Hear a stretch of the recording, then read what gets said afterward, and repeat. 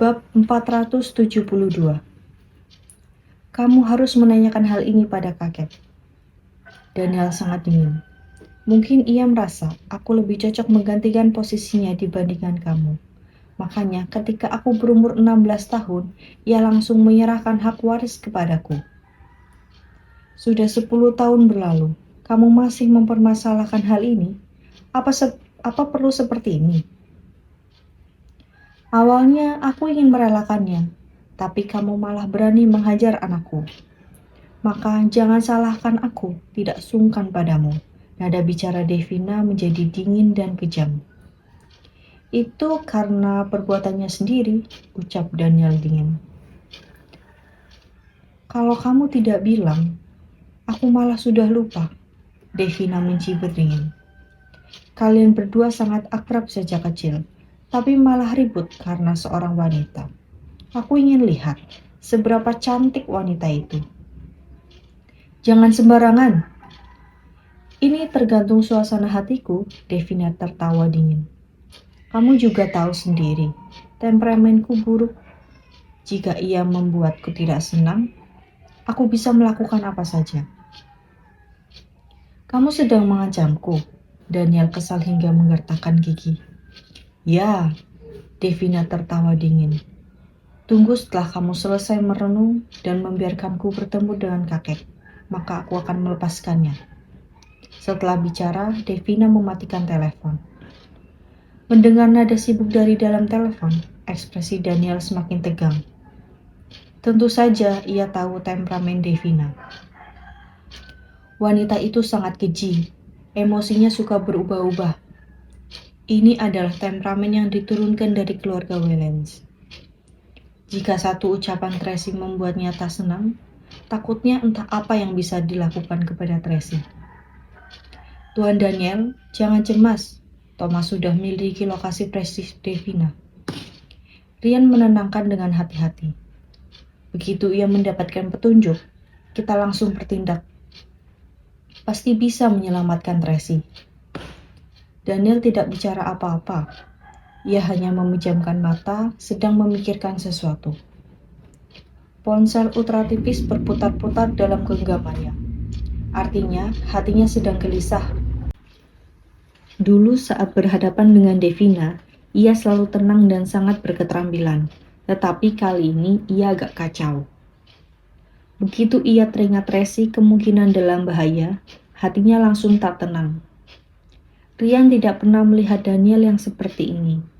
Ia bertanya dengan hati-hati. Atau biarkan mereka bertemu. Toh Tuan Besar sudah sadar. Seluruh rumah sakit juga diisi oleh orang kita. Presiden Devina tidak akan melakukan apa-apa. Bukan itu intinya. Daniel mengernyitkan kening. Intinya adalah, jika dari awal aku langsung berkompromi dengannya, maka pertempuran berikutnya tidak perlu dilakukan lagi.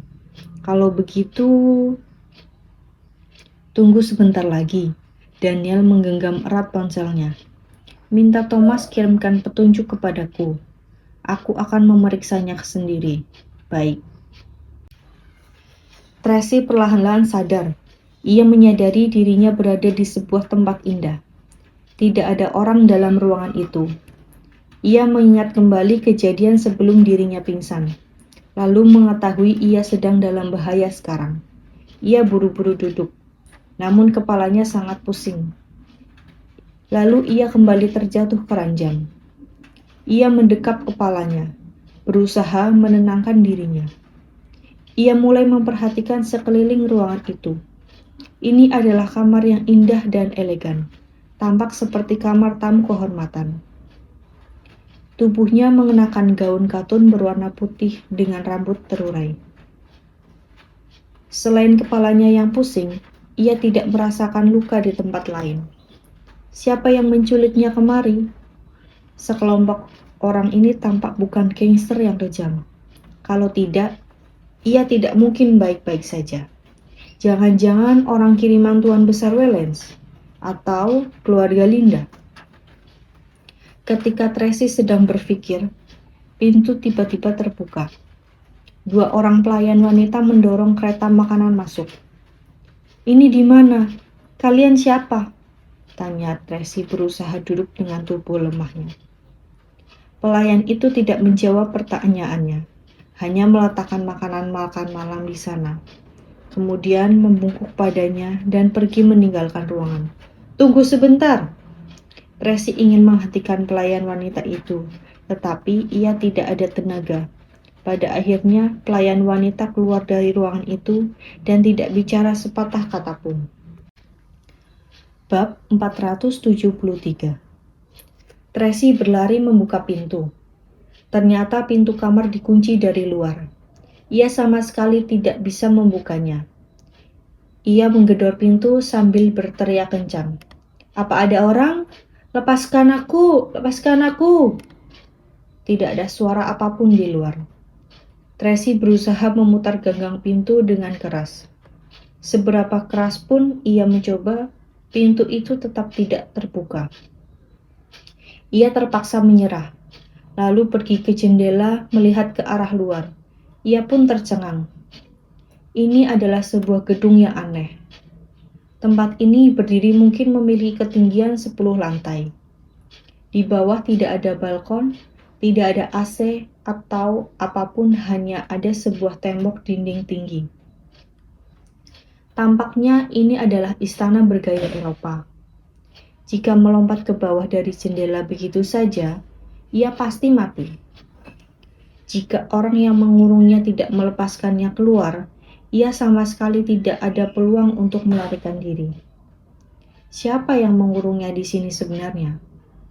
Tracy menoleh menatap makanan yang berada di atas meja makan kristal.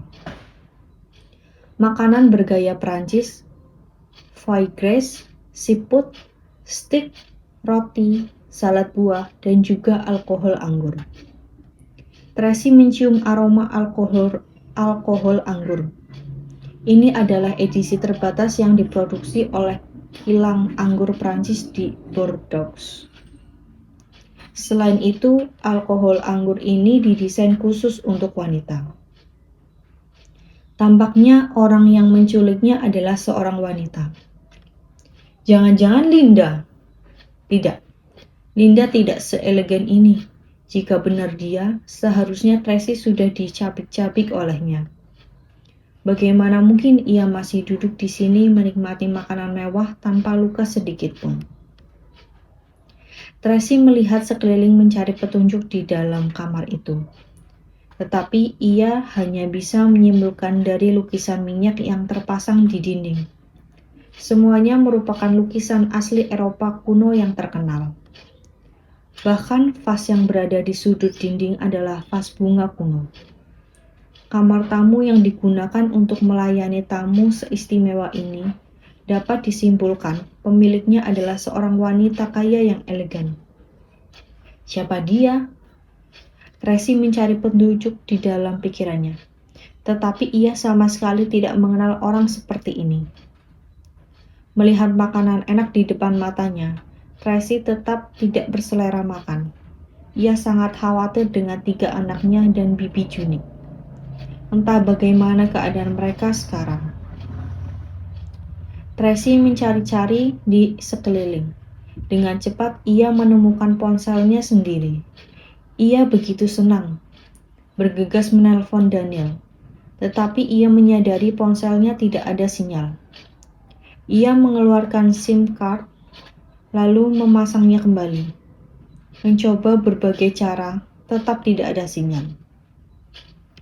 Tracy duduk di ranjang dengan pilu. Bagaimana ini?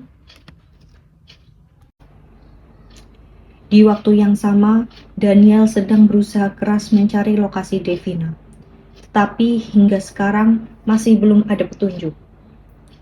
Di rumah sakit sana, Tuan Besar kadang terjaga dan kadang pingsan. Grup Wellens memblokir segala informasi, tidak membiarkan siapapun tahu. Keluarga Linda juga sangat cemas. Awalnya, Johnson dijadwalkan kembali minggu ini, tetapi malah terjadi sesuatu dengan Tuan Besar.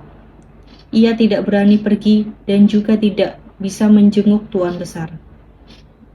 Ia hanya bisa menunggu di rumah kota Bunaken, menunggu Tuan Besar sadarkan diri. Sedangkan Linda sendiri melihat secara langsung Tuan Besar pingsan. Ia ketakutan setengah mati. Beberapa hari ini tiba-tiba ia menjadi tenang. Selain bekerja, ia menunggu kabar dengan tenang. Daniel masih bersaing dengan Devina, atau lebih tepatnya, mereka sedang menunggu siapa yang tak mampu bertahan duluan. Jika Tuan Besar sadar nanti sebelum Tracy kembali, maka Devina tidak ada kesempatan melakukan trik. Jika Daniel berkompromi sebelum Tuan Besar sadar, maka ia kalah. Jadi hari ketiga Tracy dikurung. Pemilik sebenarnya menampakkan diri. Aku kira Daniel begitu mencintaimu. Tampaknya tidak. Tiba-tiba terdengar suara seorang wanita yang dingin dari kamar. Tracy terkejut. Ia lekas beranjak turun dari ranjang dan berbicara kepada udara kosong. Siapa kamu? Kenapa mengurungku di sini? Tampaknya kamu tidak pintar, suara wanita itu mencibirnya. Kamu ingin keluar? Ya. Tracy melihat segala arah. Ia mencari dari mana asal suara itu.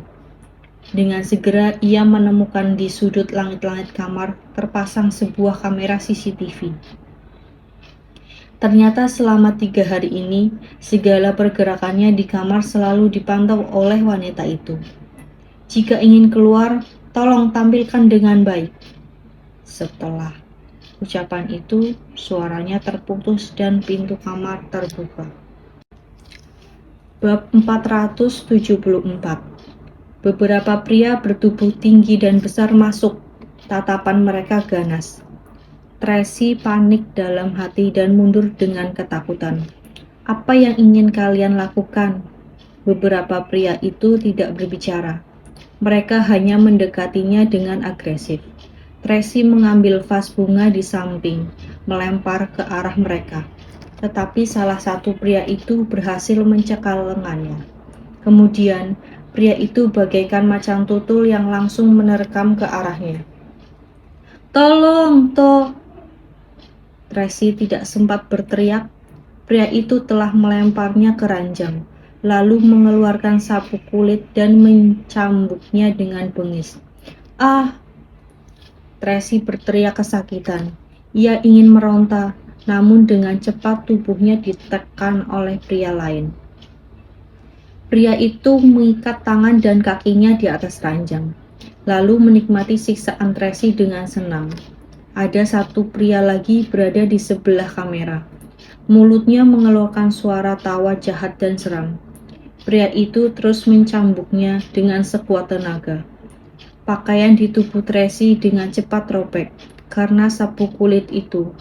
Ia menangis berseru kesakitan dan tidak berhenti berteriak minta tolong. Tetapi tidak ada satu orang pun yang datang menyelamatkannya. Di kamar satu lagi, Devina berbaring di atas ranjang sambil memejamkan mata. Ia sedang menikmati pijatan Thailand. Suara teriakan Tracy adalah musik indah baginya. Ia sangat menikmati perasaan ini.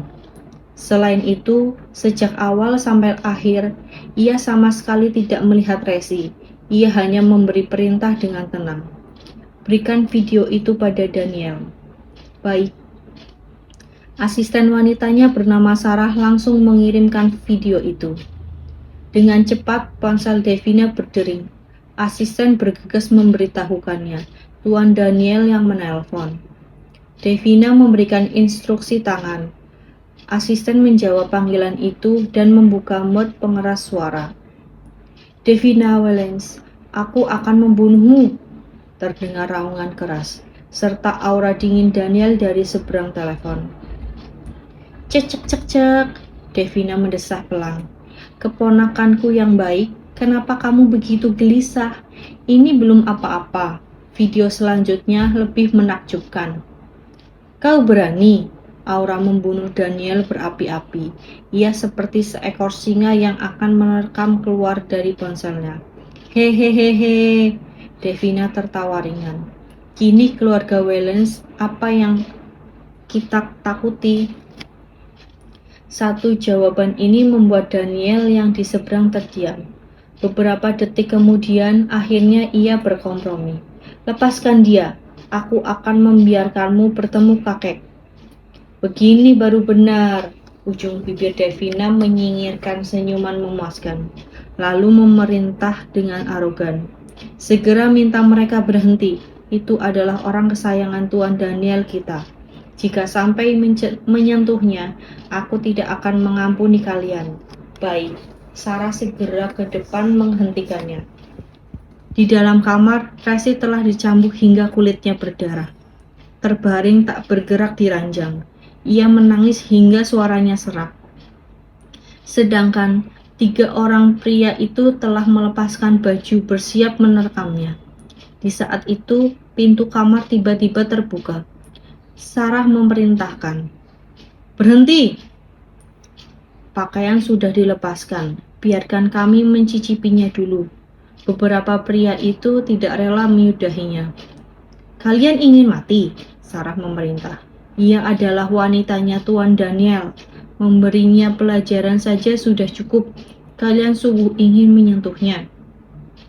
Beberapa pria itu langsung ketakutan.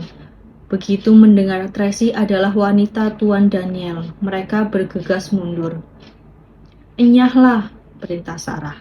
Baik, mereka bergegas meninggalkan kamar. Tracy berusaha keras mendongakkan kepala menatap wanita di ambang pintu itu. "Tuan Daniel sudah mengalah demi dirimu. Majikan kami sangat puas," Sarah tersenyum. "Kamu tenang saja, aku akan segera memanggilkan dokter untuk mengobatimu dan tidak akan membiarkan siapapun menyakitimu lagi." Setelah berbicara, Sarah pun keluar dari kamar itu. Tracy berbaring di ranjang dengan lemah. Seluruh tubuhnya menjadi berat. Pandangannya mulai menggelap. Sesaat kemudian, ia pingsan. Tak beberapa lama, seorang dokter wanita masuk bersama 2 orang perawat. Mereka mulai mengobati Tracy. Bab 475. Ekspresi Daniel sangat beringas. Matanya penuh dengan tatapan membunuh. Ia hampir saja merusak ponselnya. "Tuan Daniel, tahan amarah," Rian lekas menenangkannya. "Seangkuh-angkuhnya Presiden Devina, ia tetap mempertimbangkan kekuatanmu. Mungkin ia hanya ingin menakutimu, tidak bersungguh-sungguh. Lebih baik seperti itu." Daniel berbicara sambil menggertakkan gigi. "Jika ia sungguh menyentuh Tracy, aku pasti akan membunuhnya." Tenangkan dirimu," Rian menenangkan dengan hati-hati. Thomas baru saja memastikan, Presiden Devina tidak berada di kota Bunaken. Seharusnya ia membawa ke tempat lain. Pantas saja kita sulit menemukannya. Pip, pip. Tepat di saat ini, ponsel berdering. Devina yang menelpon. "Jangan cemas, hanya sedikit luka luar. Aku sudah memanggil dokter untuk mengobati lukanya." "Devina Wellens, kali ini kamu sungguh keterlaluan." Suara Daniel benar-benar suram. Setiap kata disertai aura membunuh. "Begitu saja sedih," Devina tertawa dingin. "Saat kamu menghajar Billy, hatimu tidak selunak ini. Lepaskan dia." Daniel tidak ingin banyak omong kosong dengannya lagi. "Tidak masalah." Devina sangat puas. "Sampai jumpa di rumah sakit jam 7 malam besok. Jika ia sampai kekurangan sesuatu, aku pasti tidak akan melepaskanmu." Daniel memperingatkan sekali lagi. "Tenang saja, tujuanku sudah tercapai. Aku tidak perlu mempersulit seorang wanita." Devina berkata dengan tenang. "Malahan kamu, lebih baik tepati janjimu. Jika tidak, aku punya cara untuk menyiksamu." Setelah mengatakan ucapan itu, ia mematikan telepon. Daniel murka hingga tangannya gemetar. Saat ini, Thomas mendekat memberi laporan. Daniel membalasnya dengan sebuah pukulan. Boom! Thomas dipukul hingga jatuh ke lantai. Hidung dan mulutnya mengalir darah segar. "Tuan Daniel, tahan amarahmu," Rian bergegas menenangkan. Thomas sudah berusaha menyelidikinya. Thomas bangkit dari tanah dan menundukkan kepala. Ia sama sekali tidak berani berbicara. Bukankah aku menyuruhmu mengirim orang melindunginya? Kenapa dia masih bisa diculik? Daniel meneraung keras sambil menggertakkan gigi. Aku melakukan sesuai perintahmu, mengirim Hartono dan yang lainnya melindungi Nona Tracy. Hartono mereka menyadari lift telah dimanipulasi. Mereka langsung mengatasinya, sehingga lift bisa tersangkut di lantai 3, tidak jatuh ke lantai dasar. Oleh karena itu, teman Nona Tracy bisa baik-baik saja. Setelah itu, Hartono mereka khawatir akan terjadi sesuatu saat anak-anak pulang. Jadi mereka pergi menyelidiki masalah lift dulu. Tidak disangka, baru pergi beberapa waktu, Nona Tracy sudah diculik. Thomas menjelaskan dengan merasa bersalah. Aku yang tidak melakukan perintah dengan baik, harap diberi aku hukuman. Enyahlah, ucap Daniel dengan murka. Thomas menundukkan kepala dan diam-diam mundur. Ryan ingin menenangkannya, namun tidak berani bicara juga. Di saat ini, pelayan wanita mengantarkan alkohol anggur kemari. Ketika melihat ekspresi Daniel, ia ketakutan hingga gemetaran. Hampir saja menjatuhkan anggur itu. Daniel mengernyitkan kening. Saat ia ingin mengamuk, ponsel tiba-tiba berdering. Sanjaya yang menelpon. Daniel menahan amarah itu, lalu menjawab telepon itu dulu. Halo? Tuan, maaf mengganggumu. Aku diminta tolong oleh 3 anak mencari tahu kabar ibu mereka darimu. Setelah insiden lift, ibu mereka menghilang tidak bisa dihubungi. Aku mengirim orang mencarinya, namun tidak ada hasil. Beberapa hari ini, anak-anak berada di rumah tuan besar. Walaupun mereka aman, tetapi mereka tidak berselera makan karena mencemaskan ibunya. Setiap hari sulit tidur dan makan. Sekarang gadis kecil itu juga masih menangis. Carlos memintaku menghubungimu sebentar. Jadi aku, Sanjara bicara dengan hati-hati. Ia tahu suasana hati Daniel tidak baik 2 hari ini. Awalnya, ia tidak ingin menelpon, tetapi ia juga tidak bisa menolak permohonan 3 anak itu. Kemudian, ia akhirnya memberanikan dirinya. Beritahu mereka, ibu mereka baik-baik saja. 2 hari lagi pulang. Daniel memberitahu dengan suara rendah. Baik. Sanjaya belum selesai bicara, sudah terdengar suara anak kecil itu dari sana. Kakek Sanjaya, aku ingin berbicara dengannya.